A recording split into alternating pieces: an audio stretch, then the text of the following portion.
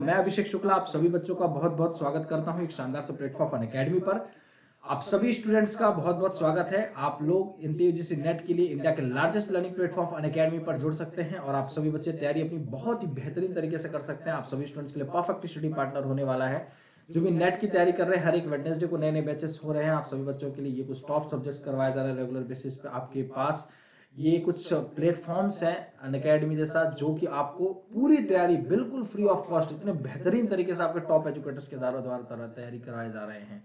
और आप सभी बच्चों को एक छोटा सा इंट्रोडक्शन आपको अपने बारे में देना चाहूंगा। So as my name is Abhishek Shukla and I have 4 years of experience in teaching field. I am specialized for subject of Intake Commerce and for paper 1 and आप सभी स्टूडेंट्स अभी 101 कोड का इस्तेमाल करके 10% का डिस्काउंट अवेल कर सकते हैं। और अगर आप फ्री प्लान चाहते हैं, फ्री तरीके से पढ़ाई करना, तो भी आप इस कोड का इस्तेमाल करके एप्लीकेशन डाउनलोड करके अच्छे से पढ़ाई कर सकते हैं।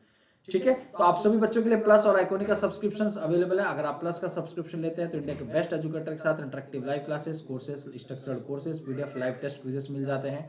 अगर आप आइकॉनिक का कोर्सेस लेते हैं तो आपको ये कुछ टॉप सब्जेक्ट के टॉप बेनिफिट्स के साथ जो कि प्लस में मिल रहे हैं, इसके साथ ही साथ आपको ये बेनिफिट भी मिलेंगे जिसमें आपको पर्सनल मेंटर प्रोवाइड किया जाएगा, पर्सनल कोच प्रोवाइड किया जाएगा, personalised doubt solving sessions, complete study material, SOP for interview preparation के लिए SOPs प्रोवाइड किए जाएंगे। तो ये कुछ बेनिफिट्स है आइकॉनिक के। ध्यान रखेंगे ABHI 101 ये एक ऐसा कोड है जिस कोड के थ्रू आपको, चाहे आप प्लस का सब्सक्रिप्शन ले रहे हैं, चाहे आप आइकॉनिक का सब्सक्रिप्शन ले रहे हैं, आप सभी बच्चों को इंस्टेंट डिस्काउंट मिल जाएगा।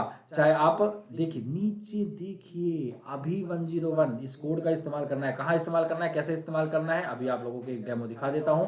तो ये कुछ बेनिफिट्स है प्लस आइकॉनिक की, इस चीज को पहले ध्यान रखना है और इसके बाद बात करते हैं कहाँ अप्लाई करना है। तो जैसे ये आपका पेज ओपन होगा, जैसे आप सब्सक्रिप्शन के लिए जा रहे होंगे तो आपको पास ये अमाउंट शो होगा आपके वैलिडिटी के साथ। यहाँ जहां आपको डेमो लाइव लिखा हुआ आ रहा है, यहाँ पे आपको अपना कोड ये डालना है ABHI 101 और आपको फिर अप्लाई कर देना है। अप्लाई करते ही आपको 10% का डिस्काउंट अवेल हो जाएगा। ठीक है, तो ये कुछ रहे बेनिफिट्स प्लस के, तो ध्यान रखना है आप सभी बच्चों को। और इसके बाद बात करें बक्स बाउंड्री की, तो आपके पास अवेलेबल है कुछ भी कंटेंट अगर आपको इनएप्रोप्रिएट लगता है वीडियो के अंदर किसी भी एजुकेटर का, तो आप क्लेम कर सकते हैं प्राइस के लिए। आपको पर्टिकुलर इशू जो भी लगता है, डिस्क्रिप्शन बॉक्स में आपको गूगल फॉर्म दिया गया है, गूगल फॉर्म को फिल करके। इसके बाद बात करते हैं स्पेशल क्लासेस फीचर्स अवेलेबल, जहां पे कुछ भी स्पेशल क्लासेस फीचर्स अवेलेबल है, जहां पे आप सभी स्टूडेंट्स को बिल्कुल free of cost live classes, her learners के लिए पोल आप हैंड रेज करके क्वेश्चंस पूछ सकते हैं, इसलिए कोई क्लास मिस नहीं करना है। डेली लेक्चर नोट्स प्रोवाइड किए जा रहे हैं, कहीं भी कभी भी किसी भी वक्त आप सभी स्टूडेंट जुड़ सकते हैं क्लासेस में और आप सभी बच्चे किसी भी डिवाइस में एक्सेस कर सकते हैं। तो ये कुछ अपकमिंग स्पेशल्स आपके पास रिकॉर्डेड स्पेशल्स अवेलेबल है, तो आप इनको जरूर देखें, आप लोग ज्वाइन कर सकते हैं, जो कि बिल्कुल फ्री ऑफ कॉस्ट है। कंप्लीट बैच फॉर पेपर 1 2022 के लिए जो भी बच्चे तैयारी कर रहे हैं, तो इन बैचेस को आप जरूर ज्वाइन करें, जो कि नवदीप कौर मैम, नवीन शेख सर और आदित्य विनोद आर्य मैम लेकर आ रही हैं। और आप सभी बच्चों के लिए लक्ष्य 2022 के लिए भी ये बैच टॉप एजुकेटर्स के द्वारा लॉन्च हो चुका है, तो आप इनको जरूर से जरूर ज्वाइन करें। ठीक है, तो शुरुआत करते हैं अपनी इस क्लास को। कुछ क्वेश्चंस तो हमारे आई थिंक हो गए थे, अब कुछ क्वेश्चंस के साथ शुरुआत करते हैं अपनी इस क्लास को। चलिए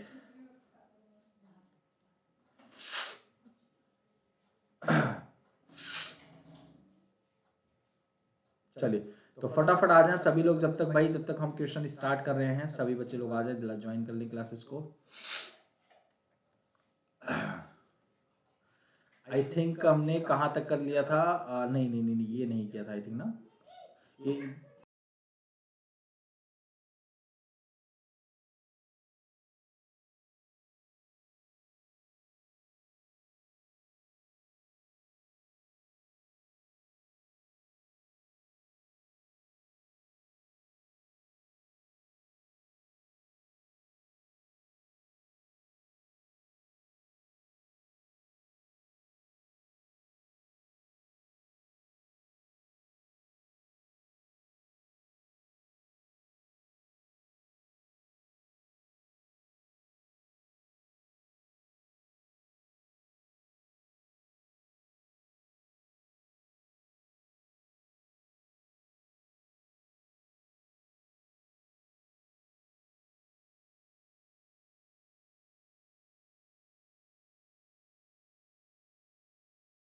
चलिए, तो ये आपका बल्कि सही होगा आंसर।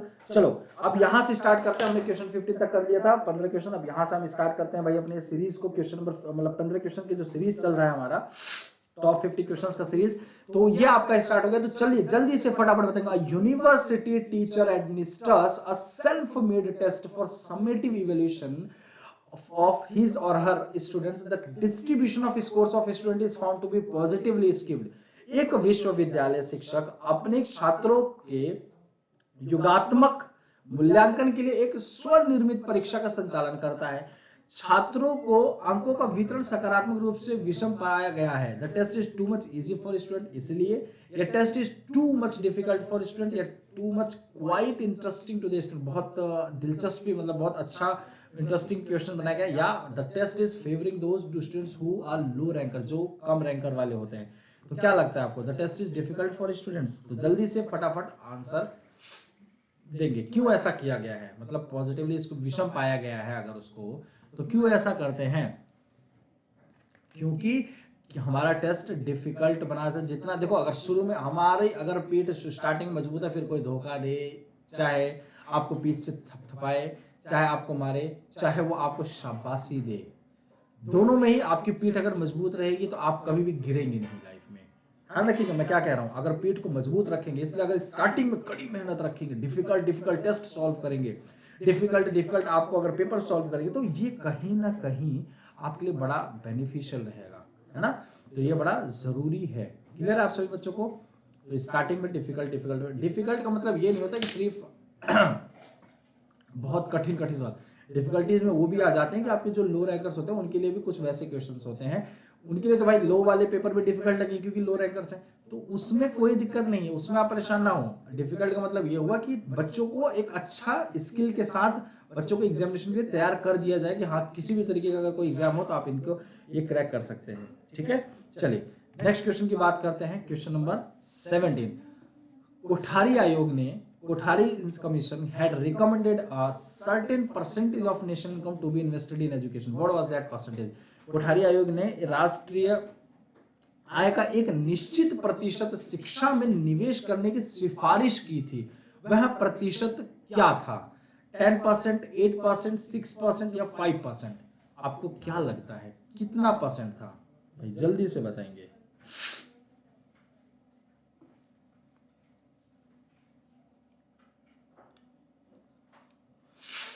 क्या लगता है 10%, 8%, 6% या फिर 5%? कोठारी आयोग ने राष्ट्र आय का एक निश्चित प्रतिशत शिक्षा में निवेश करने की सिफारिश की थी, वहां कितने प्रतिशत का था? तो जल्दी से फटाफट आंसर करेंगे भाई, क्या आंसर होगा आप सभी स्टूडेंट्स का? चलिए 7 सेकंड्स बचे हुए हैं। 6 सेकंड, 5, 4, 3, 2, 1 और ये रहा आपका आंसर 6%। 6% रखा गया था। कितना? 6% रखा गया था वो नेशनल इनकम का, जो कि सिर्फ और सिर्फ एजुकेशन के ऊपर इन्वेस्ट करना है।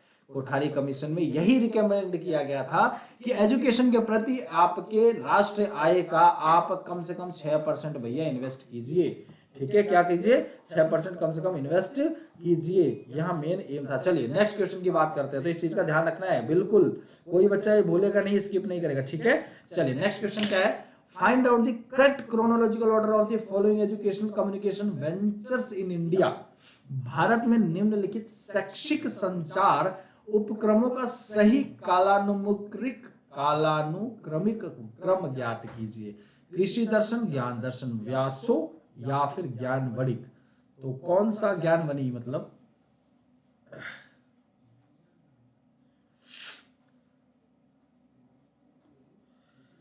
चलिए फटाफट आंसर करेंगे, क्या होगा जल्दी से। किसी बच्चे को कहीं भी अगर कोई भी अगर किसी भी प्रकार का अगर डाउट होता है, कमेंट बॉक्स में कमेंट करके आप लोग पूछ सकते हैं, आपके डाउट्स का सॉल्यूशन प्रोवाइड किया जाएगा।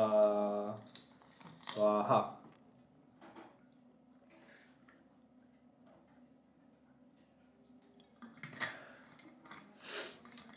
चलिए तो 4 will be your right answer, A D B C. Krishi Darshan, ज्ञानवणी, फिर इसके बाद ज्ञान दर्शन, इसके बाद व्यासो।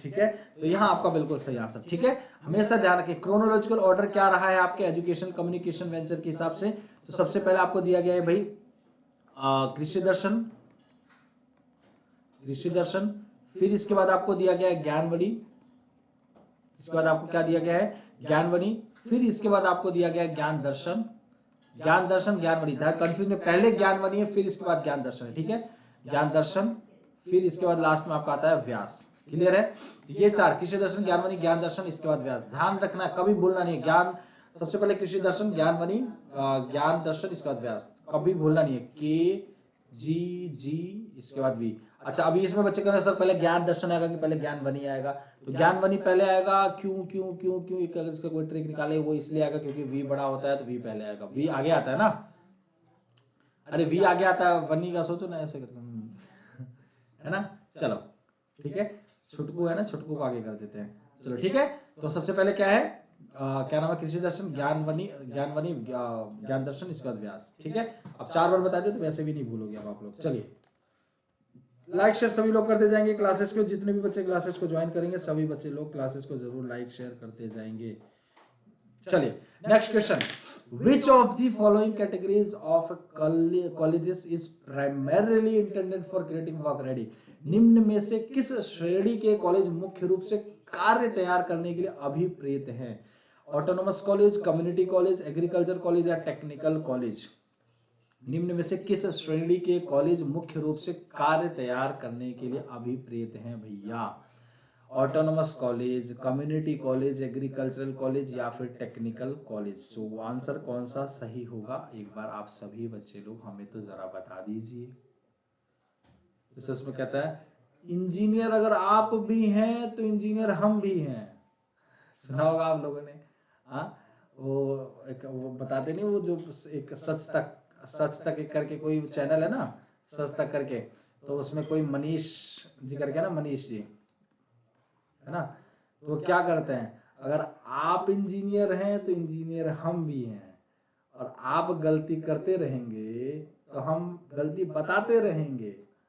हालांकि इसको दूसरे तरीके से बोलता है वो, लेकिन हम उसको यहाँ पे नहीं बोल सकते क्योंकि कुछ थोड़ा सा अलग ही हो जाएगा, लेकिन गजब बोलने का तरीका है। मतलब सच को दिखाने, जैसे चैनल का नाम रखा गया है सच तक, तो सच चीजें दिखाता भी है और बहुत सही चीज बताते हैं।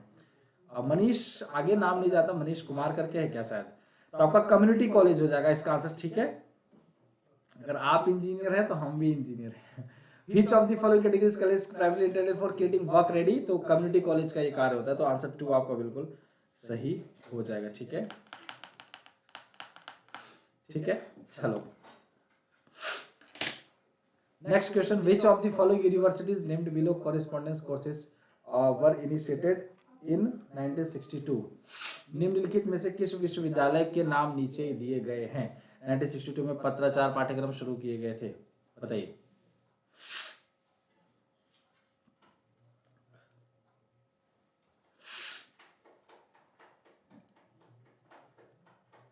चलिए, university of Madras, university of Bombay, Calcutta या फिर दिल्ली?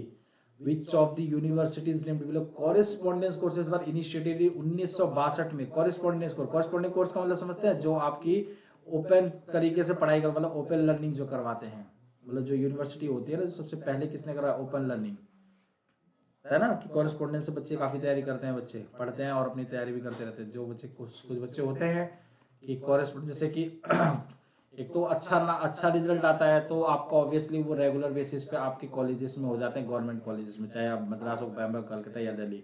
बट अगर कुछ ऐसे यूनिवर्सिटीज होते हैं जो कि कॉरेस्पॉन्डेंस से भी दे देते हैं कि बच्चे का परसेंटेज अगर अच्छा नहीं है और पास है बच्चा, तो वो ओपन से पढ़ाई कर सकता है और अपनी साथ ही साथ किसी चीज की तैयारी कर सकता है कि नहीं है। तो यूनिवर्सिटी ऑफ दिल्ली ने इसने सबसे पहले, मतलब दिल्ली यूनिवर्सिटी ने सबसे पहले इस चीज को निकाला था 1962 में कि वो कॉरेस्पॉन्डेंस कोर्सेस स्टार्ट कर सकते हैं, कॉरेस्पॉन्डेंस से बच्चा पढ़ सकता है। ठीक है, चलिए नेक्स्ट क्वेश्चन की बात करते हैं, question number 25, which of the following areas liberal education at the higher level in feudal society? सामंत होगा ना फिर तो, हाँ सामंती, feudal हाँ federal feudal society of Europe was classified under trivium. Europe के सामंती समाज में उच्च स्तर पर उदार शिक्षा के निम्नलिखित क्षेत्रों में से कौन से क्षेत्रों को ट्रिवियम के तहत वर्गीकृत किया गया था? ज्योमेट्री, एस्ट्रोनॉमी, ग्रामर या लॉजिक या रेटरिक, बयानबाजी। चलिए भैया जल्दी से थोड़ा बताया दीजिए। अगर आप इंजीनियर हैं तो हम भी इंजीनियर हैं। चलो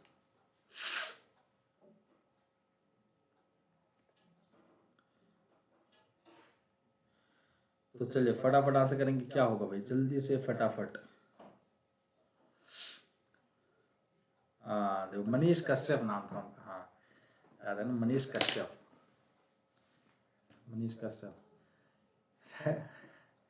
3 आपका बिल्कुल सही है। ठीक है, CDE will be your right answer, केवल CDE। ठीक है, 3 आपका बिल्कुल सही है। ग्रामर, लॉजिक और रेटरिक।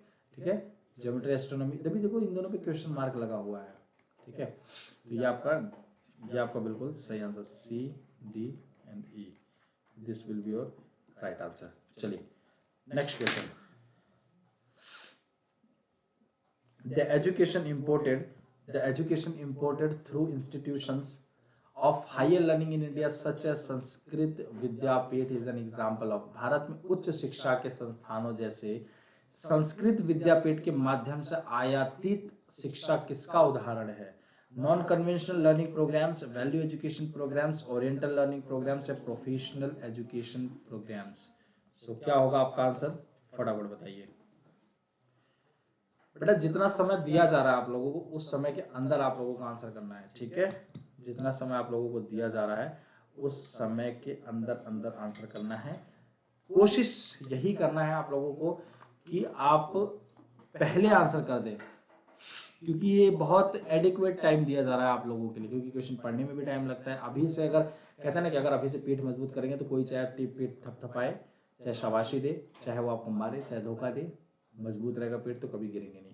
तो इसलिए अभी से मजबूत अगर पेट करेंगे, अभी से अगर मजबूती लगेंगे अपने पेपर के लिए, तो आपको कभी भी किसी भी प्रकार का क्वेश्चन पूछ लिया जाएगा, आप कभी अपने आप को पीछे नहीं पाएंगे, आंसर जरूर करेंगे। हो सकता है कुछ ऐसा उससे जो आपने पढ़ा उससे रिलेटेड पूछ लिया जाए, या फिर ऐसा हो कि आपने वो पढ़ा नहीं हो, तो हो सकता है कि आप इतना पढ़ चुके हो कि आप उसका एज ए हिंट की तरह आंसर सही कर जाओ, मतलब लगे कि हाँ ये हो सकता है। ठीक है, तो ओरिएंटल लर्निंग प्रोग्राम्स ये आपको बिल्कुल से संस्कृत विद्यापीठ का जो एग्जाम्पल है वो किसका है, ओरिएंटल लर्निंग प्रोग्राम्स के लिए है। और हायर एजुकेशन की अगर बात चल ही रही है तो आप सभी बच्चों को मैं बता दूं, हायर एजुकेशन के लिए, और मैं कहूं कि मेरे सारे एजुकेटर्स जो कि टॉप एजुकेटर्स मिल गए मेरे साथ, और मिलकर हम एक पूरा कंप्लीट पेपर 1 का बैच लेके आ रहे हैं। आप सभी बच्चों को बताना चाहूंगा, कंप्लीट पेपर 1 का बैच ला रहे हैं, तो आप उनको ज्वाइन करना जरूर नहीं भूले, पूरा कंप्लीट जो बार। लेकिन हाँ, वो 2022 के लिए होगा। जो भी बच्चे तैयारी करेंगे 2022 जून अटेम्प्ट के लिए, जो भी बच्चे तैयारी कर रहे हैं उनके लिए है ये बैच। ठीक है, जून अटेम्प्ट वालों के लिए, पहले ही बता रहा हूं मैं आप लोगों के लिए, ये जून अटेम्प्ट वालों के लिए है, तो इसलिए ध्यान रखिए। चलिए स्टार्ट करते हैं नेक्स्ट क्वेश्चन, क्वेश्चन नंबर 23। स्वतंत्रता के बाद भारत में उच्च शिक्षा का निम्न में से कौन सा तरीका विकास का उदाहरण है? Which of the following modality of higher education is an example of evolution in the post independence India? Teacher education, technical education, legal education या फिर डिस्टेंस एजुकेशन।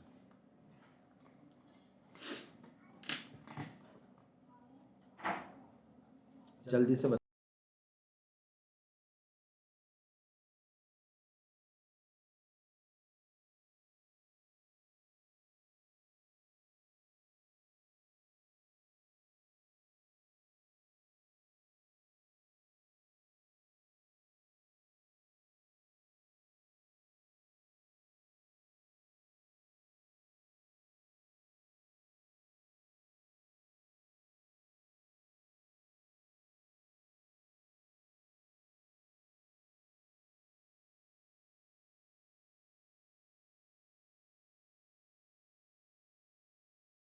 थर्ड कैसे, किस वाले क्वेश्चन का भाई, इस वाले क्वेश्चन का क्या लिखा है? The education imported through institution of higher learning in India such as Sanskrit Vidyapeeth is example of oriental learning program. सही तो है, क्या दिक्कत है भाई इसमें? तो अरे क्यों, अरे ओरिएंटल लर्निंग का मतलब क्या? ओरिएंटल लर्निंग प्रोग्राम्स के अंदर क्या किया जाता था कि आपके जो भी इंपोर्टेड मतलब अपने कल्चर्स, अपने लिटरेचर है, उनके बारे में तो हम पढ़ते थे। ओरिएंटल लर्निंग का मतलब जो भी हम इंडोजेनिक थिंग्स हैं या फिर इंडिजिनियस थिंग्स हैं, उनकी उन चीज़ों के बारे में पढ़ते थे, और हम उन चीज़ों के बारे में मतलब अपना ज्ञान लेते थे। कि आपके जो भी लिटरेचर है, जो आपकी इंडिजिनियस लिटरेचर, इंडिजिनियस कल्चर्स, उनको आप ज्यादा से ज्यादा वो करते थे। अच्छा एक बार वो वाला क्वेश्चन, ये वाला हो गया ना, इसका आंसर आ गया था ना, इसका आंसर आ गया होगा। तो 4 इसका डिस्टेंस एजुकेशन आपका बिल्कुल सही आंसर। एक बार देखो क्वेश्चन क्या था, पहले इसको देखो। Which of the following modality of higher education is an example of evolution in the post independence India. तो डिस्टेंस एजुकेशन, ये आपको ज्यादा स्वतंत्रता के बाद भारत में उच्च शिक्षा का निम्न में से कौन सा तरीका विकास का उदाहरण रहा है। ठीक है, लेकिन ये मुझे नहीं लगता विकास का उदाहरण डिस्टेंस एजुकेशन रहा है, विकास का उदाहरण टेक्निकल एजुकेशन रहा है। ठीक है, ये ज्यादा बेटर है। ठीक है, डिस्टेंस एजुकेशन मुझे नहीं लगता, टेक्निकल एजुकेशन ये आपका मुझे सही लगता है। एक बार इसको चेक करना पड़ेगा थोड़ा सा, टेक्निकल एजुकेशन या डिस्टेंस एजुकेशन, विकास का उदाहरण पोस्ट इंडिपेंडेंस के बाद कौन सा विकास का उदाहरण रहा है। ये टर्म्स में एक बार थोड़ा समझने को, modality of higher education, higher education की मोडेलिटी की बात कर रहा है, तो क्वेश्चन जहां तक कि आपका टेक्निकल एजुकेशन होना चाहिए, बाकी एक बार चेक कर लिया जाएगा कि इसका आपका आंसर क्या होगा। चलिए next question. As per the recent All India survey on the higher education, the gross enrollment ratio in higher education for the year 2018-19 in India is 24.6, 25.6, 26.6, sorry 26.3 या फिर 27.8। सो क्या होगा आंसर, फटाफट आंसर बताएंगे।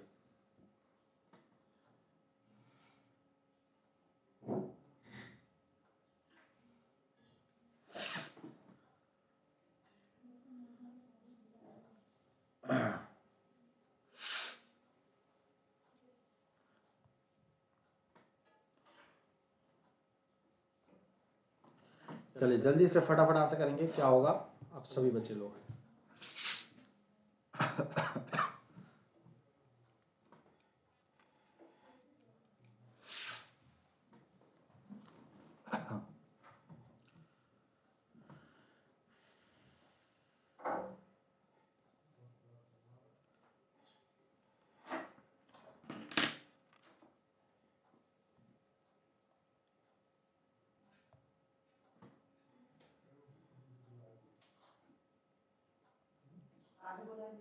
चलो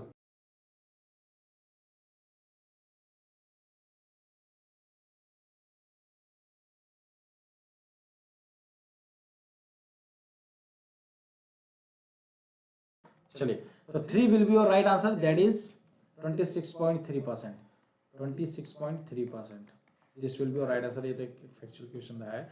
चलो ये ऐसे क्वेश्चन बहुत कम पूछे जाते हैं, इस चीज के लिए आप एकदम बेफिक्र रहे, अगर गलत भी आंसर करें कोई दिक्कत नहीं, ये थोड़ा सा ऐसे क्वेश्चन कम पूछे जाते हैं, बट फिर भी अगर दिया जा रहा है तो उसकी तैयारी मतलब होना तो जरूरी है भाई। चलो, UGC portal S starts is for, UGC portal S starts किसके लिए है। Special assistant for research in technology and sciences, special assistant for research and training in sciences, support for academic and research training in social sciences, या scholarship fellowship award registration tracking system. So what is the full form है, क्या है full form.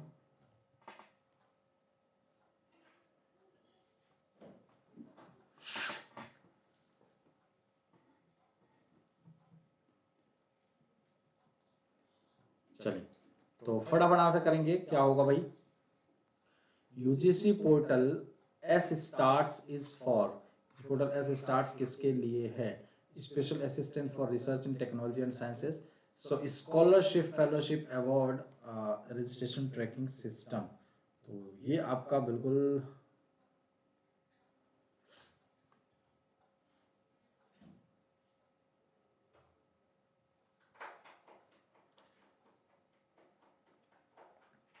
चलो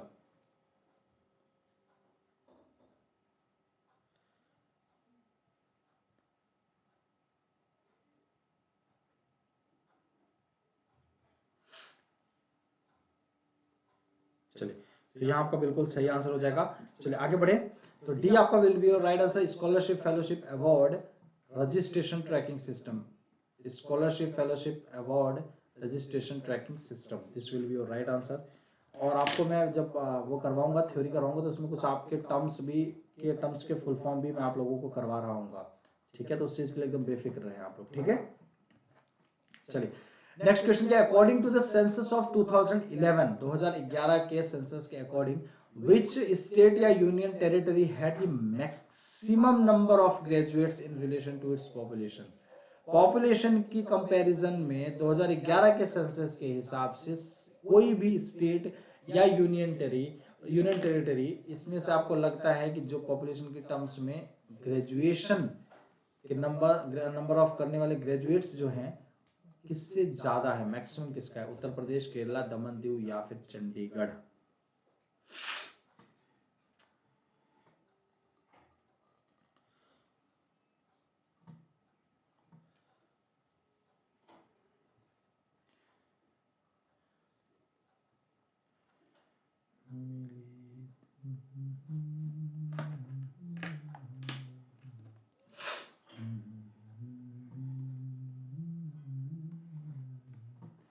चंडीगढ़, चंडीगढ़, चंडीगढ़, चंडीगढ़, ठीक है। 26 का Chandigarh, D will be your right answer. 26 का D आपका बिल्कुल सही उत्तर हो जाएगा, ठीक है। चलिए नेक्स्ट क्वेश्चन, क्वेश्चन नंबर 27 की बात करें तो 27 क्या है एक बार देख लेते हैं जल्दी से। The full form of NEET recently launch scheme for MHRD government of India. बहुत इजी क्वेश्चन और इसका मैंने बताया था आपको एक बार और क्वेश्चन ही करवा चुका हूं, मुझे पता है और उम्मीद करता हूं इसका आप सही उत्तर देंगे। NEAT नीट का फुल फॉर्म, ठीक है, जल्दी से बताएंगे। इसमें तो कम समय लगना चाहिए भाई, आप लोगों को 1 मिनट से बिल्कुल कम लगना चाहिए, 1 मिनट के अंदर आंसर करना है। चलिए 1 मिनट के अंदर आपको आंसर करना है। नीट का फुल फॉर्म, और इसके पहले भी आपको करवाया गया है ये वाला क्वेश्चन, तो 100% मुझे आंसर चाहिए। जो बच्चा भी हो सकता है इस क्लास में न्यू हो, वो भले से बच्चा थोड़ा सा हो सकता है मिस्टेक कर जाए, बट मुझे लगता है आप लोग सही आंसर देंगे। चलिए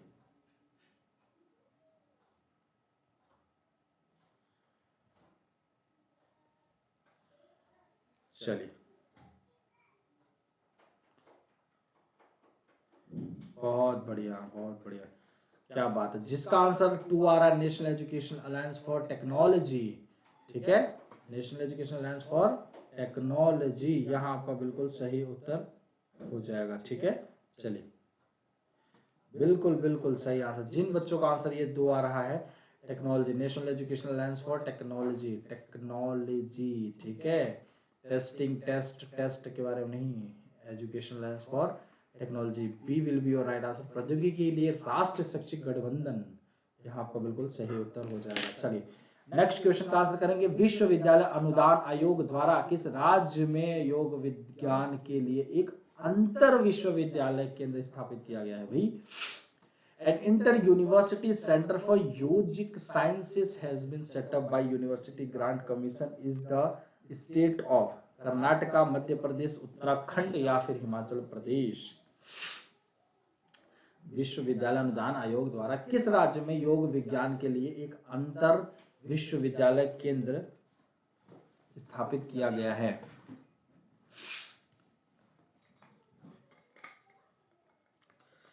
चलिए बताएंगे फटाफट क्या होगा आंसर।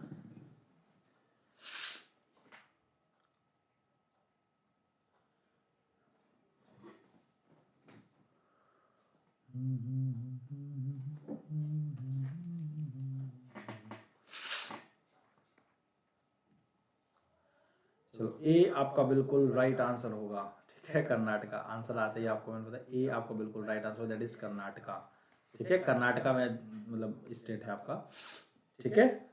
नहीं नहीं नहीं नहीं, ये आपका बिल्कुल सही आंसर होगा, that is Karnataka, inter university centre for yogic sciences, ठीक है, योग विज्ञान, योगिक साइंस, योगिक बोल रहा हूं मैं, योगिक साइंसेस, सॉरी, ठीक है, यूजीसी के द्वारा inter university centre for yogic sciences has been set up in university, UGC के द्वारा आपका ये भी सेटअप किया। ये पूछा जा सकता है क्वेश्चन, ध्यान रखिएगा, ठीक है। ये क्वेश्चन आप लोग स्टार मार्क कर रहा हूं, ये क्वेश्चन पूछा जा सकता है, तो इसको आप लोग थोड़ा सा ध्यान में रखते हुए आंसर कीजिएगा, ठीक है।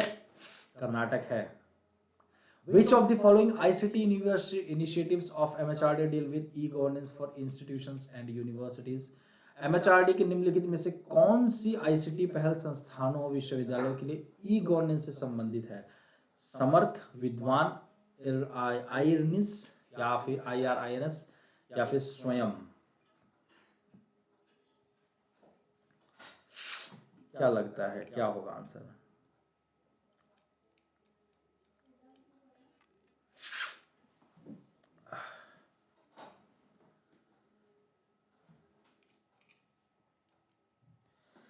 चलिए फटाफट बताएंगे। विच of the following ICT initiatives MHRD deal with the governance for the institutions universities. MHRD की निम्नलिखित में से कौन सी आईसीटी पहल संस्थान विश्वविद्यालयों के लिए ई गवर्नेंस से संबंधित है?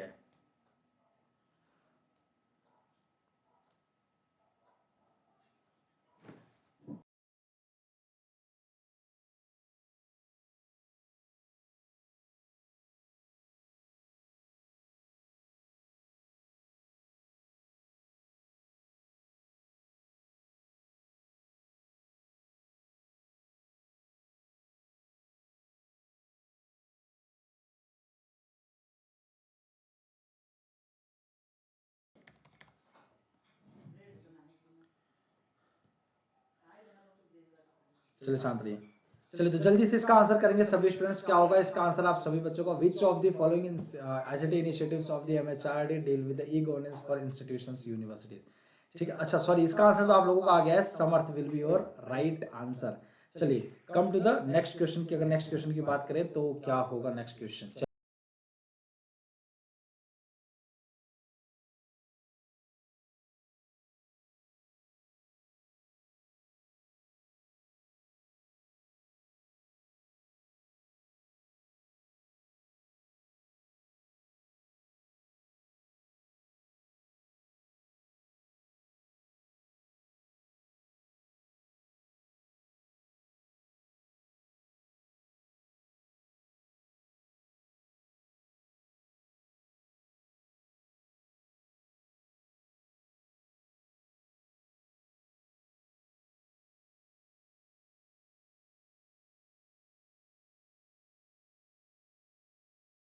उम्मीद करता हूँ हिंदी वाले जल्दी से, हिंदी वालों को शो हो रहा होगा प्रॉपर तरीके से। चलिए फटाफट बताएंगे क्या है आंसर।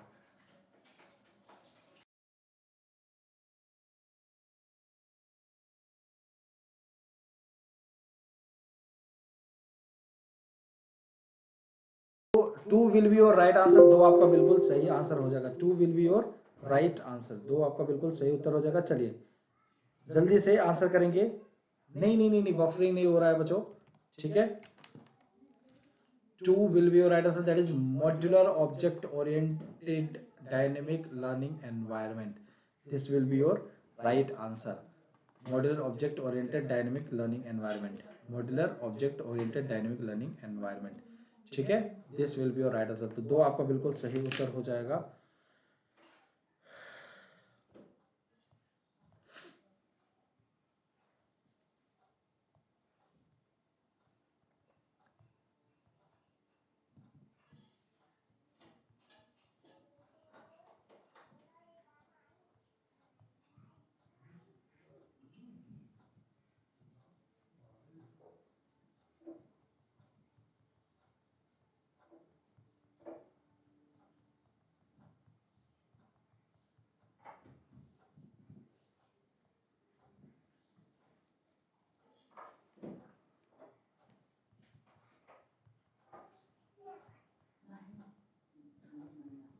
चलिए